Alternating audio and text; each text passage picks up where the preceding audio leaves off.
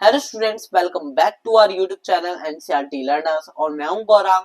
और आज की इस वीडियो में हम पढ़ने वाले हैं क्लास 7 ज्योग्राफी का chapter number 3 are changing earth. ठीक है, इससे पहले हमने क्लास 7th में दो चैप्टर और करे थे, जिसमें हमने पहले चैप्टर में एनवायरनमेंट के बारे में पढ़ा था और सेकंड चैप्टर में हमने इंटीरियर ऑफ द अर्थ के बारे में पढ़ा था, मतलब इनसाइड आवर अर्थ। ठीक है, उसमें हमने सेकंड चैप्टर में हमने जो हमारी अलग अलग लेयर्स होती हैं, क्रस्ट, मेंटल, कोर, इन सब में कौन कौन से मिनरल्स मिलते हैं, क्या टेम्परेचर होता है, यहाँ पे हमने इन सब लेयर्स के बारे में पढ़ा था। आज की इस वीडियो में हम नेक्स्ट चैप्टर कंटिन्यू करने जा रहे हैं, जिसका नाम है chapter number 3 are changing earth. इस चैप्टर में हम पढ़ेंगे लिथोस्फीयर से रिलेटेड ही चीजें, लेकिन अब हम इंटीरियर न होकर आउट के बारे में पढ़ेंगे, थोड़ा थोड़ा इंटीरियर भी होगा। ठीक है, क्या पढ़ेंगे हम इस चैप्टर में? अब आपने देखे होंगे, हमने माउंटेन्स हर जगह देखे हैं। ठीक है, माउंटेन्स कई जगह देखे हैं, लेकिन ये माउंटेन्स बने कैसे, किस तरीके से लैंडफॉर्म्स होते हैं, किस तरीके से हमारे लैंड फॉर्म होते हैं, तो इसी सब चीजों को हम इस चैप्टर में क्लियर करने वाले हैं। ठीक है, तो चलिए शुरुआत करते हैं इसी के साथ हमारी चैप्टर नंबर 3 की आर चेंजिंग अर्थ। चलिए, The lithosphere is broken into a number of plates known as lithospheric plates। ठीक है, देखिए पहली लाइन में उन्होंने लिखा है। अब ये जो हमारी लिथोस्फीयर मतलब ये जो हमारा पूरा का पूरा सॉइल वाला एरिया है जिसपे आज हम खड़े हैं, ये क्या है? ये अंदर जाकर कुछ प्लेट्स में डिवाइडेड होता है, जिसे हम क्या कहते हैं? लिथोस्फेरिक प्लेट्स कहते हैं। ठीक है, देखिए ये रहा, ये जो हमारा लिथोस्फीयर है पूरा, ये कैसे में डिवाइडेड है? ये हमारे इसके अंदर हमें कुछ आपने सुना होगा कि हाँ, आपने हो सकता है अपने घर वगैरह में भी सुना हो। हमारी जो ये हमारी ये जो सॉइल है, ये जो हमारी अर्थ है, इसके अंदर क्या होती है? कई सारी कुछ प्लेट्स होती हैं। ठीक है, ये प्लेट्स क्या कहती हैं? ये प्लेट्स क्या करती हैं? इन प्लेट्स को हम लिथोस्फेरिक प्लेट्स कहते हैं। ठीक है, You will be surprised to know that these blades move around very slowly।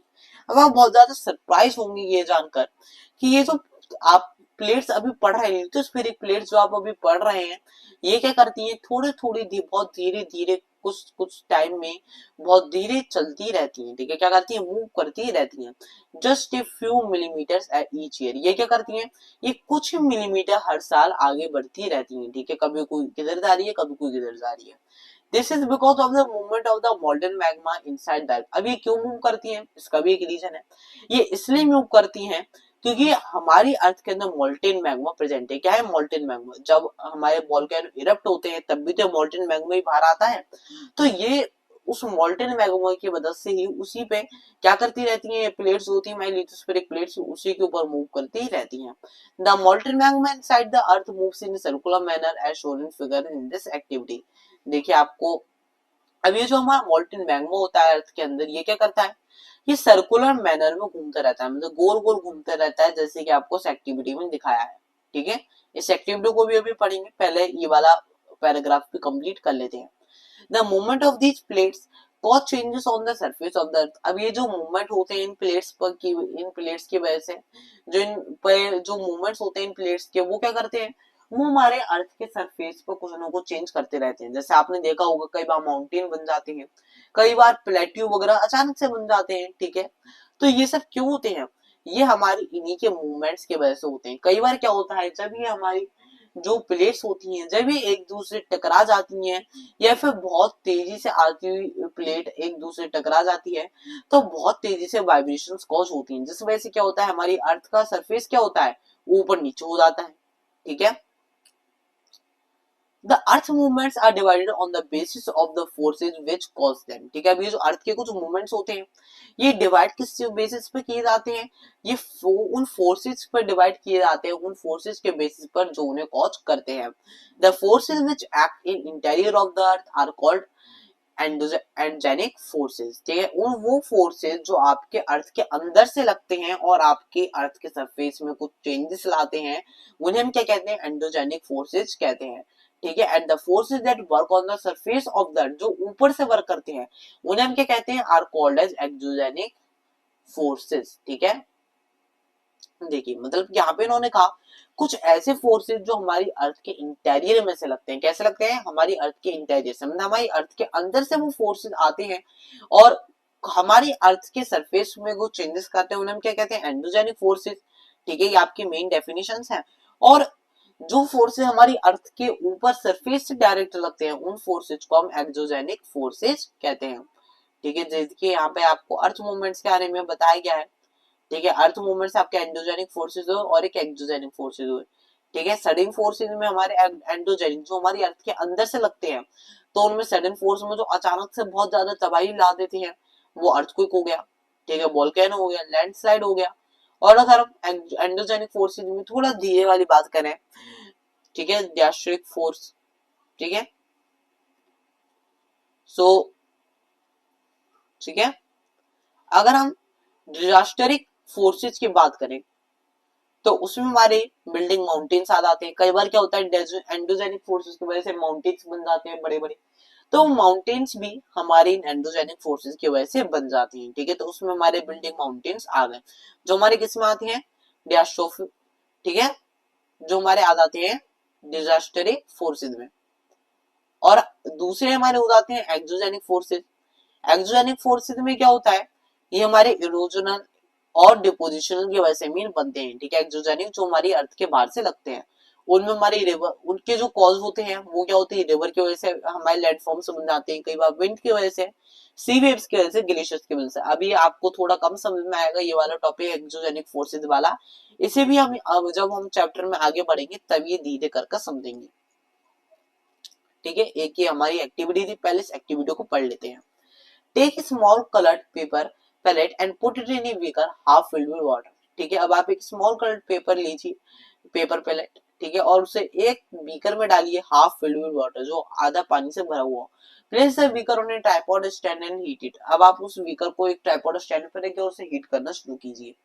As the water warms up, you will observe that the paper pellet is moving upward along with the warm layers of water and then sinks back along with the cooler layers of water. आप ये देखेंगे, ये जो हमने paper palette डाला है, ये जिस तरीके से आपकी जो एयर है ये गर्म होगी, आपका जो वाटर है, जब आपका गर्म होगा तो पेपर पैलेट भी उसके साथ मूव करेगा। आपने पढ़ा होगा पहले भी, जो हमारा हॉट वाटर और एयर होते हैं वो कहाँ मूव करते हैं, वो ऊपर की साइड मूव करते हैं। ठीक है, क्योंकि उनकी डेंसिटी कम हो जाती है। ठीक है, तो वो ऊपर की साइड मूव करते हैं।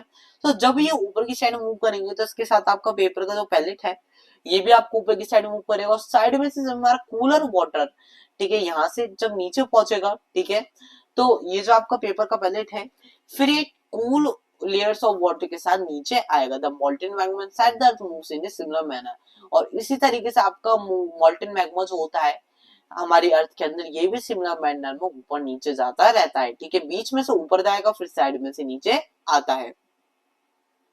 चलिए, so endogenic forces sometimes produce sudden movements and at the other times produce slow movements. ठीक है, ये जो एंडोजेनिक फोर्सेस होते हैं कई बार क्या करते हैं, कई बार सडन मूवमेंट्स भी दे देते हैं। ठीक है, सडन मूवमेंट्स अभी हमने अर्थ को एक वोल्केनो लैंडस्लाइड पढ़ा था। ठीक है, और कई बार बहुत स्लो स्लो मूवमेंट्स भी इसमें होते हैं, जैसे कि सडन मूवमेंट्स हमारे अर्थक्वेक और वोल्केनोज आ गए जो बहुत ज्यादा मास डिस्ट्रक्शन कर देते हैं हमारी सरफेस के ऊपर अर्थ के। ठीक है, अर्थक्वेक की वजह से कितना बर्बादी हो जाती है, कितनी बिल्डिंग्स गिर जाती हैं, वोल्केनोज की वजह से कितना हमारी कितनी चीजें खराब हो जाती हैं, कितनी जमीन बिल्कुल बंजर हो जाती है। ठीक है, तो ये हमारे सडन मूवमेंट्स में आते हैं। बाकी हमारे डियास्ट्रोफिक फोर्सेज में आते हैं जिसमें हमारे बिल्डिंग माउंटेन्स वगैरह बन जाती हैं, प्लेट्यूज बन जाते हैं, प्लेन्स बन जाते हैं हमारे अर्थ के ऊपर चेंजेस की वजह से। ठीक है, अब आता है हमारा वोल्केनो। सो वोल्केनो क्या होता है, volcano is a vent opening in the earth crust through the which molten magma material erupts suddenly. ठीक है, वोल्केनो क्या है ये भी आपका इंपॉर्टेंट है। वोल्केनो आपका एक वेंट है, मतलब एक ओपनिंग है।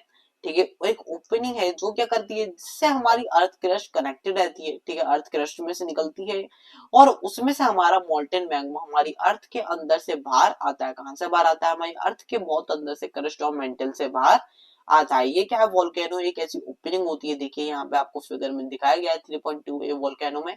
ये हमारी अर्थ और क्रस्ट और मेंटल वगैरह हो गई, यहाँ से हमारा वोल्केनो में जो होता है ये हमारा वोल्केनो होता है और यहाँ पे हमारी ओपनिंग होती है। यहाँ से क्या होता है, हमारा मोल्टेन मैग्मा जो होता है हमारी अर्थ के बाहर आता है। Similarly, when the lithospheric plates move, the surface of the earth vibrates। और इसी तरीके से जो हमारी लिथोस्फेरिक प्लेट्स होती हैं जब वो मूव करती हैं उसी तरीके से हमारा जो अर्थ होती है, हमारा सरफेस ऑफ अर्थ जो होता है वो भी वाइब्रेट करता है। These vibration can travel all around the earth, और ये जो वाइब्रेशन होती है इतनी पावरफुल होती है, ये हमारी पूरी अर्थ का चक्कर भी लगा के आ सकती हैं। These vibrations are called earthquake, और ये भी हमारे एक ऐसा डिजास्टर होता है जो इसे हम क्या कहते हैं, अर्थक्वेक कहते हैं। ठीक है, कई बार क्या होता है, जब ये लिथोस्फेरिक प्लेट्स मूव करती हैं तो जो हमारा सरफेस होता है अर्थ का वो वाइब्रेट करता है, और जब ये वाइब्रेशन हमारी अर्थ क्रस्ट तक पहुंचती हैं तो ये वाइब्रेशन हमारे पूरे अर्थ का जो सरफेस होता है उस पर इतना, हाँ, इतना ज्यादा पावरफुल मूवमेंट कर देती है उस वाइब्रेशन की वजह से, जिससे क्या होता है, हमारे अर्थ को कॉज होते हैं। ठीक है, और वो अर्थ को क्या होते हैं, एक सडन मूवमेंट जिसमें हमारी अर्थ बहुत तेजी से हिलती है उन वाइब्रेशंस की वजह से, और बहुत ज्यादा तबाही हो जाती है। The place in the crust where the movement starts is called the focus. ठीक है, अब एक ऐसा प्लेस क्रस्ट में जहां पे ये जो मूवमेंट होता है अर्थक्वेक का, ये स्टार्ट होता है, उस प्लेस को हम क्या कहते हैं, फोकस कहते हैं। क्या कहते हैं, फोकस कहते हैं।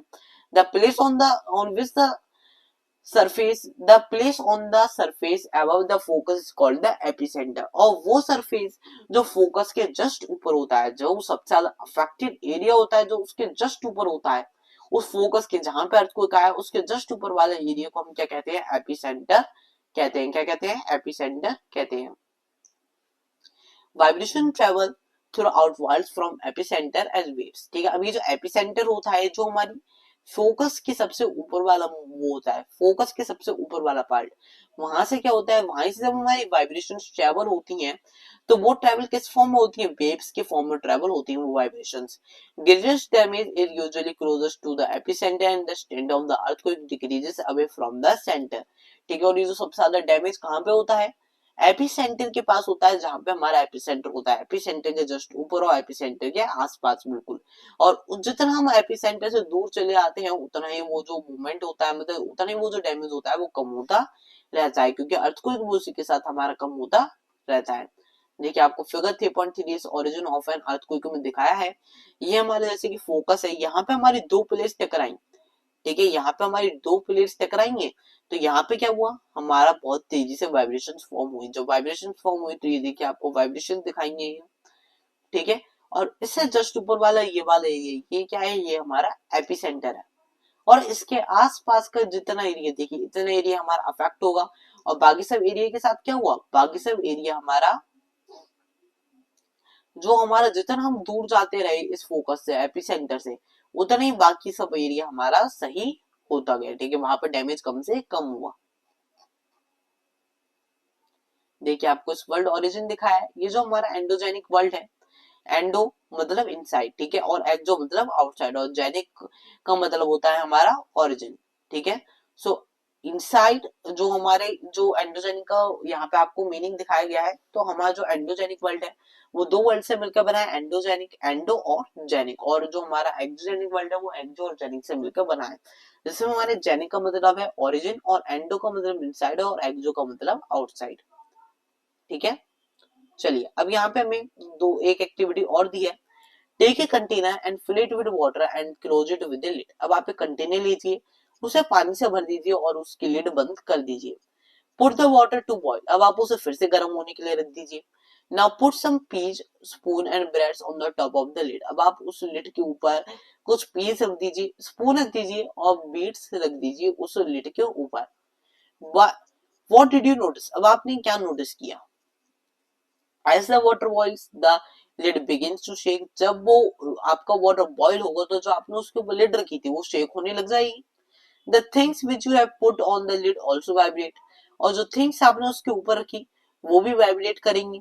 the beads roll down and the spoon vibrates to make a sound, और जो आपकी बीड्स वगैरह होंगी वो क्या पता नीचे डाउन होकर गिर जाए, और जो आपकी स्पून है वो भी वाइब्रेट होने लगे और साउंड क्रिएट करने लगे।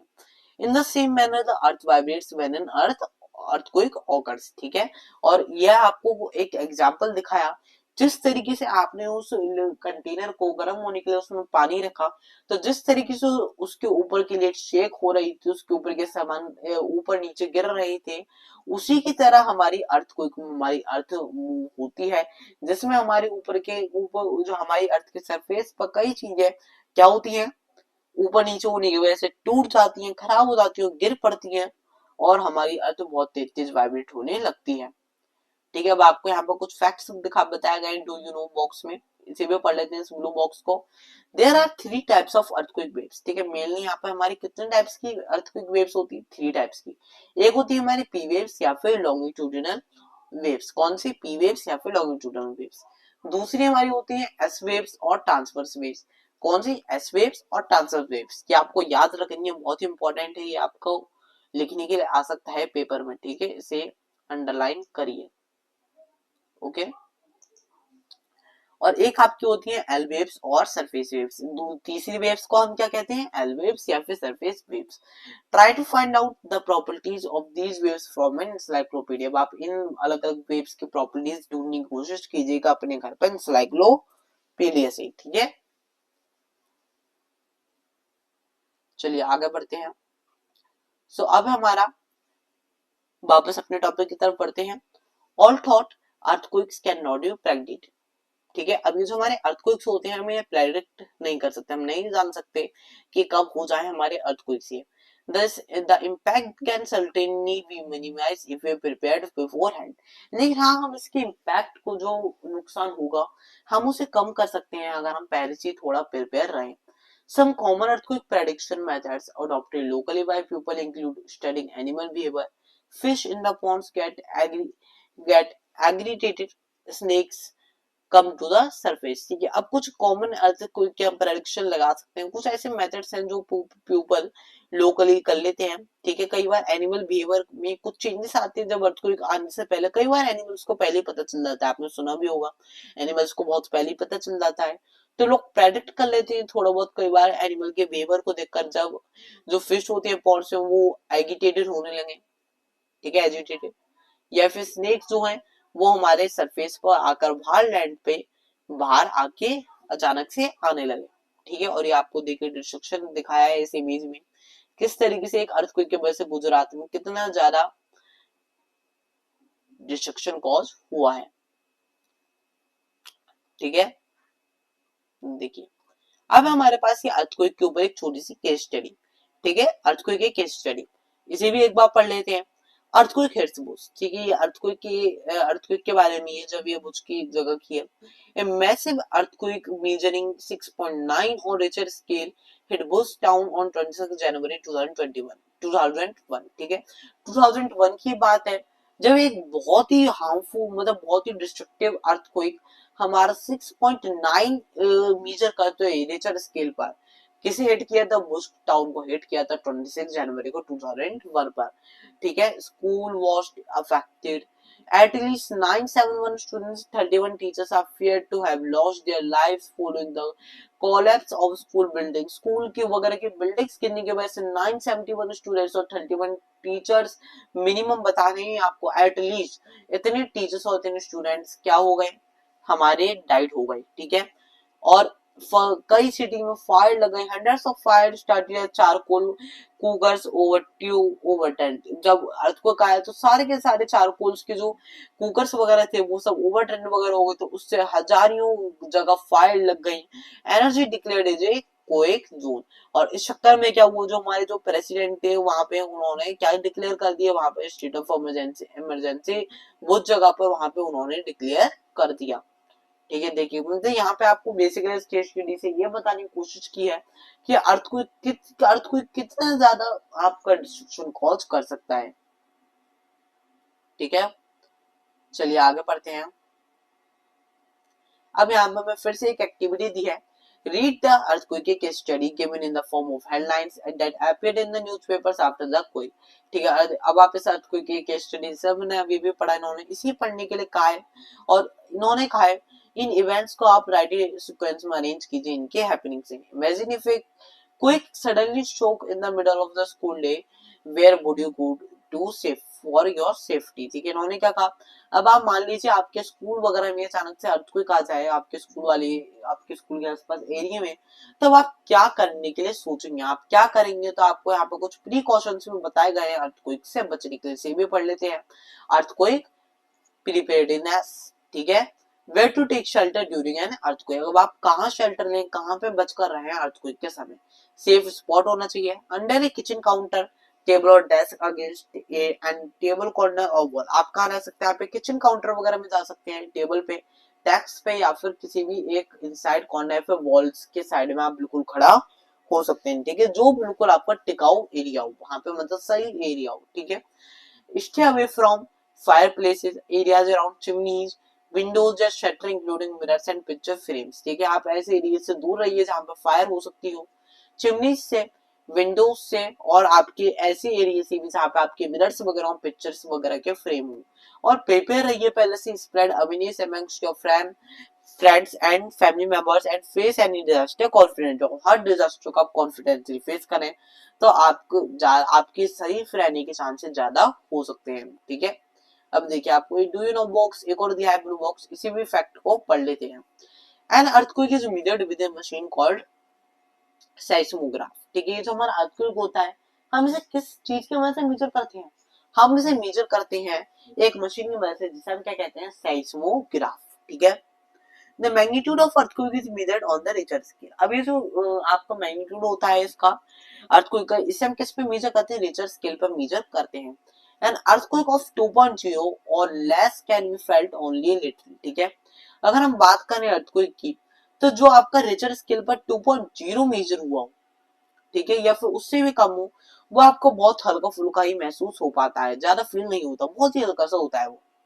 लेकिन an earthquake over 5.0 can cause damage from things falling, लेकिन अगर आपका अर्थक्वेक 5.0 रिचर स्केल से ज्यादा आ रहा है, तो आप समझ लीजिए आपके जो आसपास की एरिया है वो ज्यादा सेफ नहीं है, इसका मतलब वो किसी भी चीज को गिनने के लिए कॉज कर सकता है और बहुत ज्यादा खतरनाक हो सकता है। ये 6.0 और higher magnitude is considered very strong, जो 6.0 उससे भी हायर मैग्नीट्यूड होता है वो बहुत ही ज्यादा स्ट्रॉन्ग माना जाता है, बहुत ज्यादा डिस्ट्रक्शन वो कॉज कर देता है, और जो 7.0 होता है वो तो सबसे ज्यादा मेजर अर्थक्वेक माना जाता है, जो बहुत ही बड़ा डिस्ट्रक्शन कर देता है। और अगर हम टोटल मिलाकर बात करें, तो आप अपने रिचर स्केल पर 9.0 तक मेजर कर सकते हैं अर्थक्वेक को, ठीक है, ये मैं आपको अपनी तरफ से बता रहा हूँ। अगर हम बात करें टोटल मिलाकर रिचर स्केल पर, आपका हाईएस्ट जो होता है अर्थक्वेक वो 9.0 मैग्नीट्यूड वाला होता है, वो बहुत ही खतरनाक होता है, उससे बचना इतना आसान नहीं रहता है, ठीक है। अब हमारा नेक्स्ट टॉपिक मेजर लैंडफॉर्म्स, इस टॉपिक को हम नेक्स्ट वीडियो में कंटिन्यू करेंगे, ठीक है, क्योंकि वीडियो पहले से ही लंबी हो चुकी है।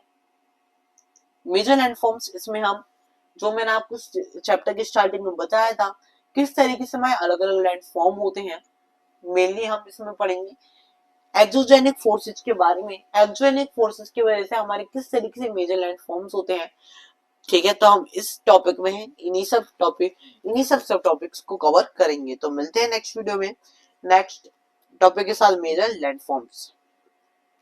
उम्मीद करता हूँ आपको वीडियो अच्छी लगी होगी, वीडियो को लाइक करे बिना बिल्कुल मत जाइएगा, और अगर आप हमारे चैनल पर नए हैं तो हमारे चैनल को सब्सक्राइब करे बिना भी मत जाइएगा, हमारे चैनल को सब्सक्राइब करिए, ठीक है।